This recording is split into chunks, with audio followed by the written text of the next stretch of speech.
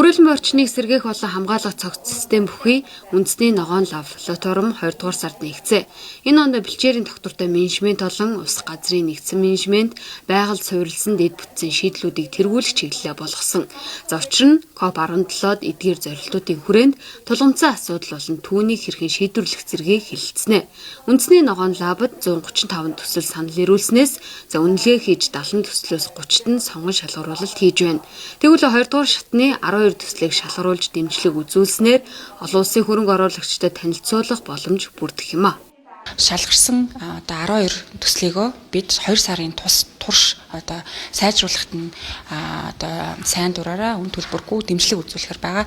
Ингээд 8 сард болох COP17 арга хэмжээний үеэр тусгай арга хэмжээ зохион байгуулад хөрөнгө оруулагчдад питчинг хийх арга хэмжээг зохион байгуулахаар байгаа. Энэ дээр бол дотоод болон гадны хөрөнгө оруулагчид нээлттэй зарлана. Байгаль орчны чиглэлийн үр нөлөө өндөртэй төслүүдийн хувьд болохоор нөгөө санхүүгийн тогтвортой байдал нэг удаагийн хөрөнгө оруулалт хийлээ гэхэд дараа 5 жилийн дараа 7 жилийн дараа энэ төсөл маань өөрийгөө яаж доктортой авч явах юм бэ гэдэг тэр нөгөө зураг төсөл маань тодорхой гарч ирэх хэвээр. Мэдээж энийг хийхийн тулд бол нэг төрлийн санхүүжилт их усэр заримдаа хангалттай байдгүй тий олон төрлийн талуудын хамтын ажиллагааг бий болгох хэрэгтэй. Төслүүдийг цаашдаа бол дэмжиж явах юм бол бас нэлээд ийм шинэлэг сайн төслүүдийн саналууд бас ирсэн байна гэж харж байгаа. Жишээлбэл Мон Полимет компани Төв аймгийн Сумдад эзэнгүй эвдэгдэж орхигдсон талбайд нөхөн сэргээж байгалаа ирээдүйн хойжид өвлүүлэх зорилгоор төсөл хэрэгжүүлэхээр төлөвлөжээ. Ингэхдээ тухайн орчинд нь ургадаг унган ургамлаар нөхөн сэргээх нь чухал ач холбогдолтой зэргийг ингэж ярьлаа.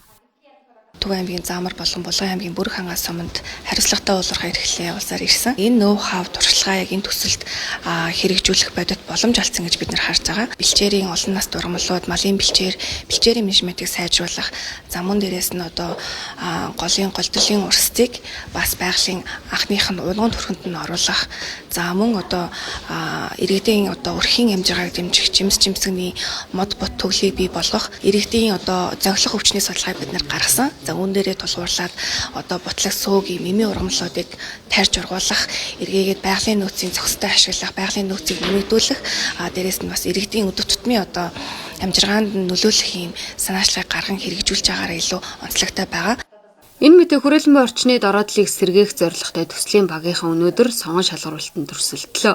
Цаашид энэ төрлийн төсөл хэрэгжүүлэхдээ ерөнхий байдлаар төлөвлөх бус илүү наривчлсан судалгаанд үндэслэн боловсруулах нь чухал байгаагч шинжээчид энэ үеэр мэдээллээ.